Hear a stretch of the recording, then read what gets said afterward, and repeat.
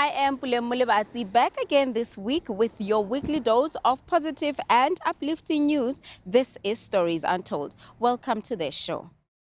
Like many migrant laborers who moved to Johannesburg with the hope of finding employment, Setha Motwa had his fair share of challenges before he made it as a sought-after businessman.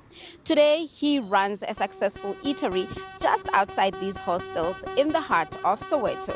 Let's follow his story. Sabakwamsweli ophungaza uCreato nje ubaba uCreato lo uyubaba utata wethu omkhulu loyo abaningi bayazi ke ngoCreato Motho simvilaphi ethu sisuka lapho thina mina ke ngumbatha ushanu kandaba umthenga nkomba bafazana bethenga amahlahla ngiyinduna yabantu bawanongoma la eNiceville. Meet Setha Motwa, a man on a mission. Hailing from KwaZulu-Natal with only a standard 3 in lower education, his first mission was to come look for a job in Johannesburg. But when that mission was overpowered, he founded a small business at Mansfield Hostel. Mina ekhaya kusejozini kwamhlabela ingana. Ukufika wami la eGoli ngafika nami ngumuntu ozofuna amatoho. Ngincane kakhulu ngibalekela isikole. Ngithema ngifika ngathola ukuthi eGoli kunzima. Uqala kwami ke sengibona ukuthi ngoba mina utoho nakhona ngathi awekho ngase ngiqala ke ngizama ukwenza leli business.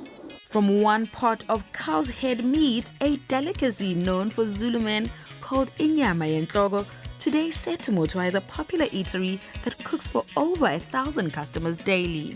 Ngiye ngathi mangifika ngathola insizwa ke wahlala kakhulu insizwa ke la nobhuti abadala nje ngoba nje basemakhaya ke ngokubona ke mina nami ngoba wonke umuntu ke unesiphiwo sakhe ongeke usazi.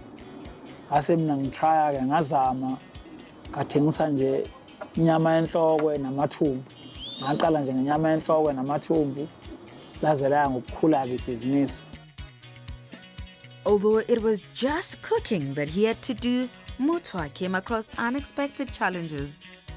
Mawenza ibhizinisi ziningi inkinga ohlangabezana nazo ngoba uyamqhasha nomuntu kwesinye isikhathi omnye kudlela imali ibhizinisi ngeke ulenze uyi-1 ekugcineni vele kuzokuphoqa ukuthi uqhashe umuntu ozokwazi ukuthi ekuncedise kodwa ke ma ulenza vele kumele ukuthi umqhashe umuntu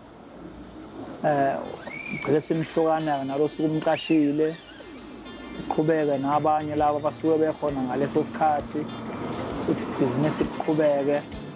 Ngezinye zezinto ezinkinga kakhulu ebhizinisini lezo ngoba ngesikhathi uma usaqala kanzima wena ulenza lo fica wena usulenzile serirana uzitshela ukuthi usuthola imali eningi awukwazi ukuthola indawo bese kungabi nankinga. Ukuze uthole indawo kufanele udlule enkingeni.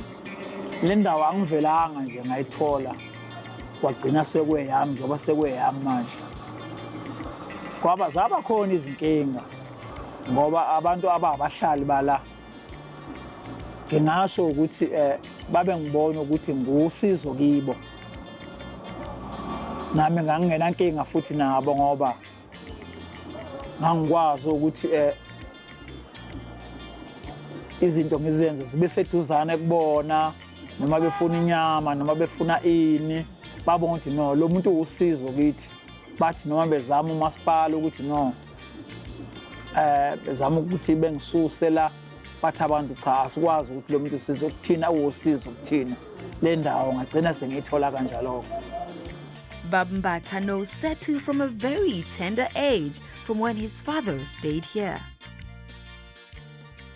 Kahle sahlala nawise kaMothwa nobaba wakhe futhi bobabili obaba bakhe ngokubazi kwami. Ikakhulukazi njengala ihostel abantu bayasebenza ngalezo ikhathi nje kwakusetshenzwa abantu bebuya ntambama uma bethola ukuthi khona ukudla osekulungile kuba lula ukulala nokulungisela ukuthi umuntu aye emsebenzini ngakusasa.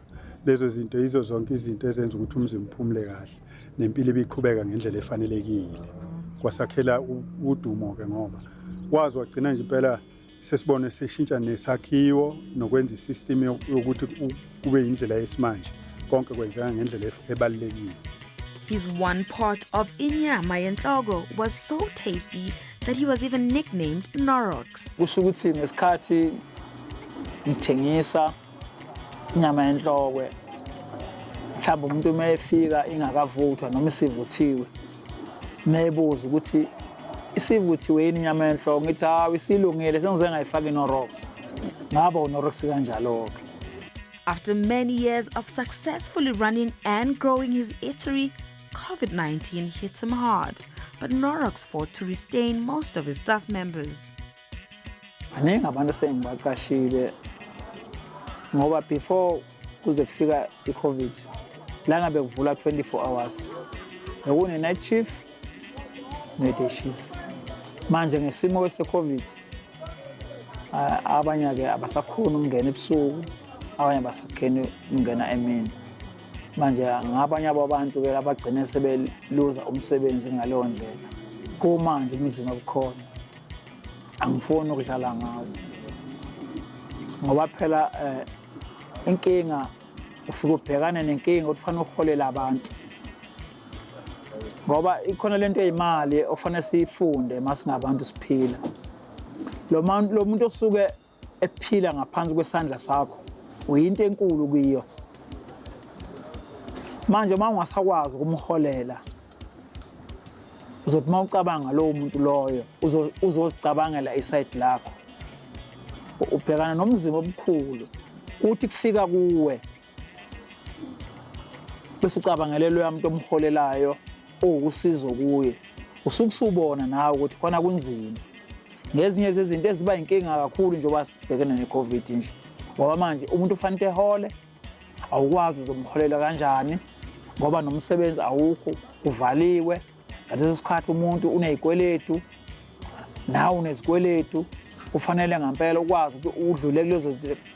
Kunzima kakhulu njengoba kuneCovid nje ngeke ngithi kube khona ukurelaxa kunzima kakhulu. Nginokujabula nje uma kuwukuthi umuntu ongisebenzelayo ekhona ukuphila yena. Ngeke ngithi nginokuziqhenya ngisele umuntu onokuziqhenya kodwa nje umuntu okuyena osibambisene naye ngiba nokujabula mangabe ejabulile naye nami ngijabulile. Norox today owns taxis amongst a staff complement of over 15 employees. He says his motive is to help people from rural homelands and give them a better future.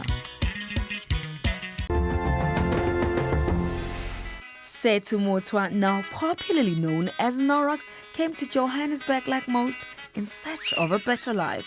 Staying at Mansfield Hostel, he saw a gap whilst looking for a job to cook and sell food for those who are already employed. Angifuna uqamba amanga. Engacabanga ukuthi lo hamba lifike kulento eliyiyo njengamanje. Ezinye izinto kuya ngokufisa nangokuthanda kaNkulunkulu. Ezinye izinto awuzenzi ngokuhlakanipha kwakho ngoba mina ngingomunye umuntu ongayanga esikoleni. Manje ke ezinye izinto kodwa mawuzothi mawufika kuleli business ungacabanga utshela ukuthi wena lo muntu uyile esikoleni. Cha, ayisikoleni nje mina hayi. Ngaphuma nje kufanele ngiye kwa4 ngabaleka isikole kodwa nje ngathi mangibona ukuthi kunzima ngase ngibona no empilweni ukuze ukwazi ukuthi uphile kufanele usebenze kanzima ukwazi ukuthi uphushe ngalo ndlela ozokuphusha ngayo. Angisho ukuthi abantu bengafundi njengami njengoba ngingafundanga kodwa nje umuntu ufanele efunde isikhathi samanje vele efanele efunde nami into engazitshela yona leyo ukuthi ngoba nakho isikole singidlulile angiqhubeke nempilo. Umama naye bona mina uvele ejabule nje ngoba uyazi ukuthi umntanami umntwana onjani. Uvele ujabule umama ejabule ubaba ngoba phela ngeke ukuthi uzothi ujabulisa abantu nje basemhlabeni kodwa nje umama nobaba bayajabula ngami ngisiqiniseko salokho. Nompumelelo Dlamini has been working here for 4 years now, and she says her journey of working with Norox has changed her life. Impilo eyaqala ukuba yindlela ekhaya bekukuhle nje impela kumnandi ngisho ama customer bebekhona ayithuthukile ngoba ngiyakwazi ukondla ekhaya. Having completed her matric and not finding a job, this place was Philile's saving grace. Like the 2011 school, complete matric. 2014 ngahamba ngaye college. Ngase ngizala ukuthi umsebenzi awutholakala. Ngase ngizala ekhaya ngiqala ukusebenza la ekhaya izinto zashintsha nje. Baba right standing. Ngakhona ukuthi ngisupport ekhaya nento eningi senzenzile imali la ekhaya. Kuningi sisize ngakho futhi sithanda ukubonga kakhulu bakhona abantu. As the longest-serving employee, Sanele has built himself a home through his job here at the eatery. Ngifike la ekhaya 2013 bengasebenzi sonke isikhathi ngihleli ekhaya ngibhekele nje fuya sekhaya ngathola i-call kuthiwa ngithola umsebenzi bamuthwa ngafika 2013 ngasebenza ngakhindlu benganayo indlu ekhaya bengilala endlu yakhanda umama then ngathola umsebenzi la ekhaya ngakhona ukukhanda indlu yami njengamanje indlu yami ngiyasupporta ngenza yonke nje into ekhaya ngemali yala ekhaya. Norox has more plans of opening eateries only to create employment. Wona ngiyathanda ukwavula ngokwesayidi lokucabangela abantu ukuthi besebenze. Ngokwelami isayidi angiwathanda ngoba ibhizinisi ayiphumuzani. Kuyadinga ukuthi uma umuntu uphumule. Kodwa ebhizinisini awukwazi ukuphumula. Kodwa ke ngokwesifiso sami ukucabangela abantu ukuthi bekwazi ukusebenza bephile nabo. Nasisifiso sokwavula nakwezinye izindawo. He also emphasizes fighting for your dreams, no matter how small they may look. Abantu basemakhaya kunalento ukuthi ube nokuzitshela nje ukuthi wena ngeke ukwazi ukuphumelela empilweni. Empilweni uyaphumelela. Kumele uqale ufight wena yourself. Akunamuntu okufayithela empilweni. Ungazitshela ukuthi mina ngeke ngibe nento eso because ngoba kuso. Into esilimazayo thina abantu. Labona ukuthi ngoba awufundanga uya ngesikoleni. Bese uthi hayi mina ngoba angifundanga ngeke ngibe ngikwazi kube nento eso. Hayi. Akunjalo empilweni. Empilweni kumele ufight. Uzokwazi ukuphumelela. Umuzi ukhona ekhaya nasegoli nginawo umuzi. Nginawo namatekisi. Manje ke ngeke lokho ngibala konke ke ngikubala konke ke. Kodwa isport sami ke ngisithandayo makukhulunywa ngesports. Ngiyathanda ukuhanta ke mina. Mangifuna ukuyichithela isithukuthezi ngiyahamba ngiyohanta. Mpisi, Norox, Waymaker, Setumutwa goes by many names, and all these round up to someone that helps people and opens doors. Leli Mpisi kukuthi ke la empisini ngathelizwa izinsizwa futhi. Sinokuthi masihleli samajita siqoqa. Ngiyakwazi ukwenza izinto zenzeke. Noma abantu bengabutholi ukuthi hayi lento le kuzilunga fanele yenze kanjani. Ngiba nawo amaqhinga mina. Kunalesi silwane kokuthiwa impisi ehlala ehlathini. Nginawo kamna amaqhinga engeke ngiwasebenzise ukuze lento esuke siyiplana ikwazi ukuphumelela. Ingakho ke begcina sibengibiza ngempisi. Kuningi impela sengikwenzile. Hayi kuningi. Abangaziyo nje abazonorox bayazi ukuthi hayi isikhokho lesi. Being Iskoko of giving mostly people from rural areas something to survive and live by, his employees express gratitude, but more so, Bambata calls for government to help him out. Ngifisa kakhulu ukuthi uhulumeni ungathi angasondela ikakhulukazi kumabhizinisi anjengalana ngoba njengoba ngisho ukuthi kunabantu abasebenza ngaphansi kwakhe. Labo bantu labo kuyadingeka ukuthi uhulumeni asondele abheke ukuthi yini inhlaka. Ngimfisela impumelelo nenqubekela phambili ukuthi kukhule kuze ukuthi nezingane akwazi ukuthi ziqhubeke kakhulu ngokwemfundo. Ngithanda ukubonga kakhulu bamuthwa njengesupport anginika yona. Nandlela angolela ngayo ngiyabonga kakhulu. Ngifisa ukumbonga kakhulu ngoba kuba akekho ngaba ngikho la ngikhona. Ungisizile kakhulu ukuthi angithatha ngilethe la ngakwazi ukondla ekhaya ngoba nobaba vela sisenayo. Ngithanda umbonga kakhulu kakhulu uNkulunkulu athi asigcinela yena ngesikhathi eside ngoba mningi imindeni aseyivusile sisebenza la ekhaya. Sondla imindeni emakhaya ney'ngane nabazali nabazali abangasebenzi nathi asisebenzi. So ukusiqasha kwakhe kwenza into ey'ningi umehluko emndenini yethu. Sesikhona ukuthi kwakheke emakhaya, sikhona ukuthi singenise isakale ekhaya, izinto nje ihambe kahle. Siyabonga kakhulu singathi uNkulunkulu asigcinela yena nje isikhathi eside kakhulu kodwa engakhokhuli kakhulu nje iminyaka yakhe yandisa. Being proud of how far he has come, now a sought-after businessman, Narok says all he wants to do is to inspire and change the mindsets of most. From a standard 3 to a standard most, said to Mutwa, you are indeed an inspiration. Mase ngishonile vele abantu bosho ukuthi ayihambile la mambana. Noma kube kubuhlungu bayosho.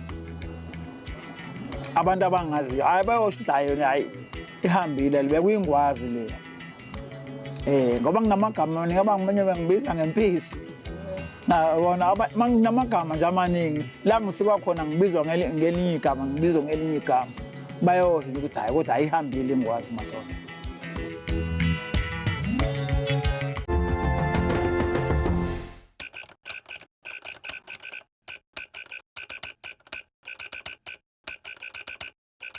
Whoever imagined a street cookout in township streets? Well, Tepo Monamudi from Vosloorus has successfully put his township on the map by being the first to ever introduce a street cookout in a township. But everything begins somewhere, and this is how Tepo's journey began. My father passed away when I was 5 years old, being raised by a single parent, and Kulela Lukshin Life, Vosloorus Life Basutwin. This very same park is not new to Tepo, who's also popularly known as Sporo. This is the field I was telling you about most of the time. And then from Lailukshini, as time goes, you move. His mother taught him how to be responsible at a very young age. Growing up, it was very, very difficult because, on the other hand, Mama taught me a lot of things. And be able to hustle, you know, because she wasn't like having a real like that a proper job. She was having sales, and everything like that. So in terms of entrepreneurship, like ubaba ke wamshiyana for years. Ngakhuphuka naye njengomama ngisebenza kakhulu.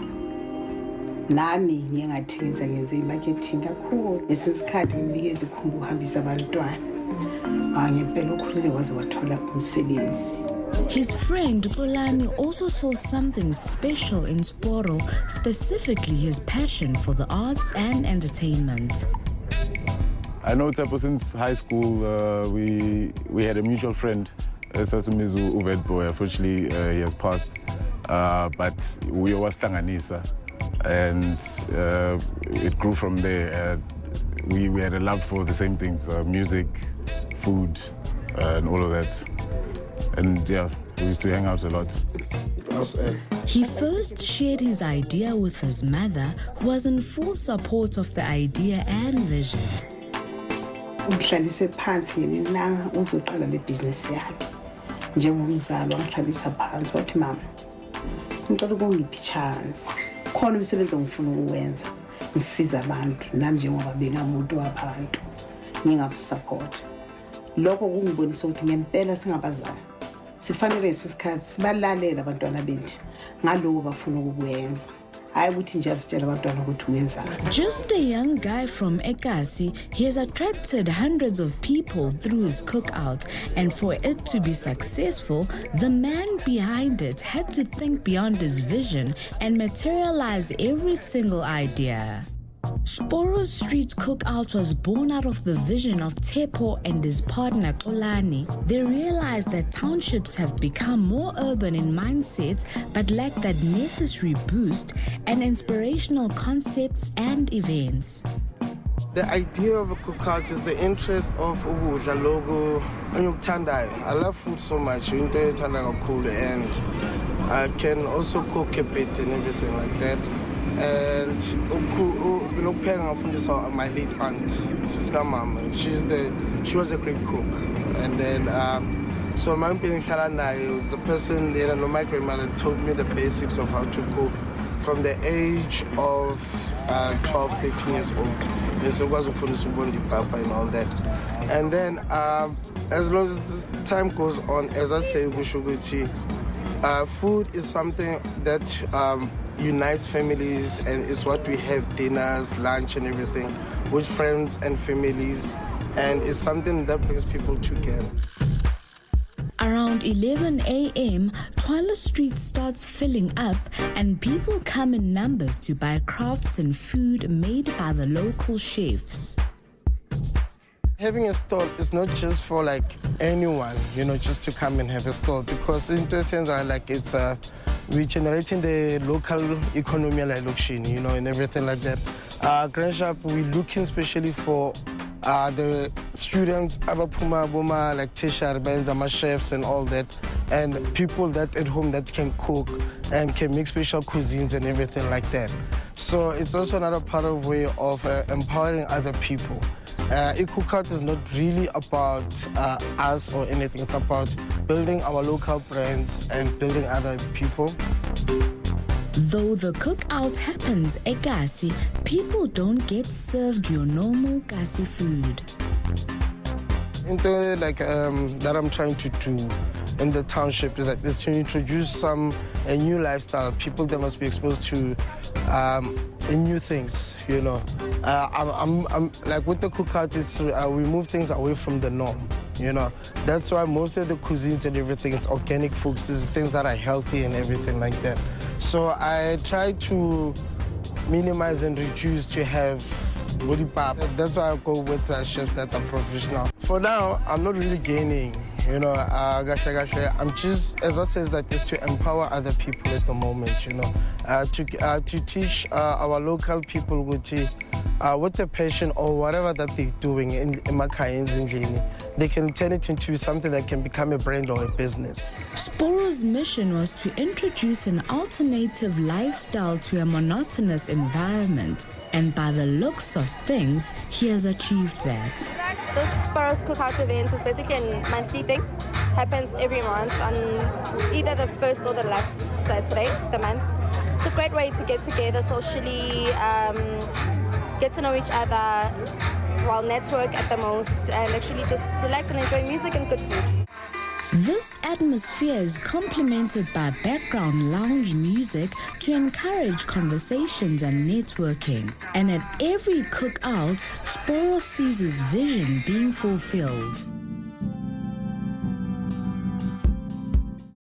And just like that, we have come to the end of our show. Remember, this is your show about ordinary people who live extraordinary life. Who knows, you could be next who's featured on our show. Just post on social media using the hashtag StoriesUntold SABC. From myself, Pule Mulewati, and the rest of the team, goodbye.